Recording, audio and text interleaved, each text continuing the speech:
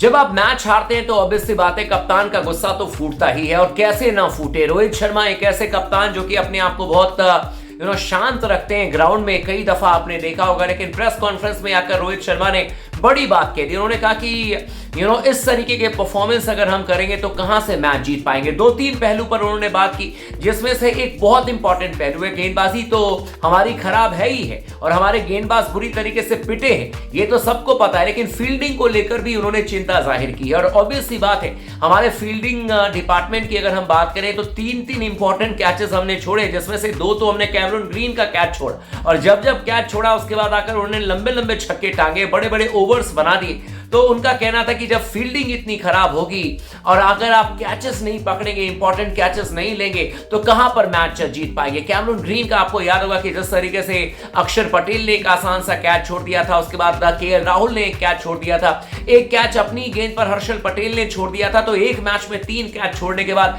कहां पर आपको जीतने का मौका मिलेगा। इसलिए गुस्सा फूटा है कप्तान का फील्डिंग डिपार्टमेंट पर और गेंदबाजी डिपार्टमेंट पर। साथ ही साथ उन्होंने अपने गेंदबाजों को भी टारगेट पर लिया। उन्होंने कहा कि जिस तरीके से 200 रन आपके बल्लेबाज बनाते हैं मेहनत करके, उसके बाद भी अगर डिफेंड नहीं कर पाते हैं तो ये कहीं ना कहीं कमजोरी आपकी गेंदबाजी में रही है, और वो साफ तौर पर नजर आया। जैसे हमने पहले भी चर्चा किया, 4 ओवर में भुवनेश्वर कुमार ने कुल मिलाकर 52 रन दे दिए, हर्षल पटेल कमबैक कर रहे थे, 4 ओवर में 49 रन दे दिए, हार्दिक पांड्या ने 2 ओवर में 22 रन दे दिए। हालांकि ये बेल्टर विकेट था, मैदान छोटी थी, लेकिन इसी मैदान पर जब आपके बल्लेबाज रन बना रहे थे, यानी कि जब भारतीय बल्लेबाज रन बना रहे थे, हम सब बहुत खुश हो रहे थे। लेकिन at the same time sports talk ने कहा था कि ऑस्ट्रेलिया के पास बेबी वो बल्लेबाज है जो कि शायद आपसे सवाल कर सकते हैं, और वही हुआ जिस अंदाज में ऑस्ट्रेलिया की टीम ने इस मैच को जीता है।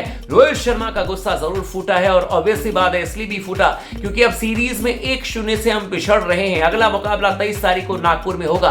अगर वहां पर भी ऑस्ट्रेलिया की टीम मैच जीत जाती है तो फिर ऑस्ट्रेलिया सीरीज जीत जाएगी। इसीलिए इस समय हम बैकफुट पर आ गए हैं और लगातार दोनों मैचेस जीतने पड़ेंगे, तभी जाकर हम सीरीज जीतेंगे। और शायद इसीलिए एशिया कप हारने के बाद में और पहला ही मैच जैसे ऑस्ट्रेलिया से हमारे कप्तान का गुस्सा फूटा है। लेकिन उम्मीद करते हैं कि भारतीय टीम कमबैक करे और कमबैक जोरदार तरीके से करे, क्योंकि अब दोनों मैचेस इनको जीतने पड़ेंगे, तभी जाकर आप सीरीज ऑस्ट्रेलिया के खिलाफ 2-1 से जीतते हुए नजर आएंगे, जो कि इतना आसान काम नहीं है, इंपॉसिबल नहीं है, लेकिन फिर भी आपको बहुत मेहनत करने की जरूरत पड़ेगी। आपको क्या लगता है कि किस किस एंगल में टीम इंडिया को काम करना चाहिए सीरीज जीतने के लिए? आप हमें कमेंट करके जरूर बताइएगा।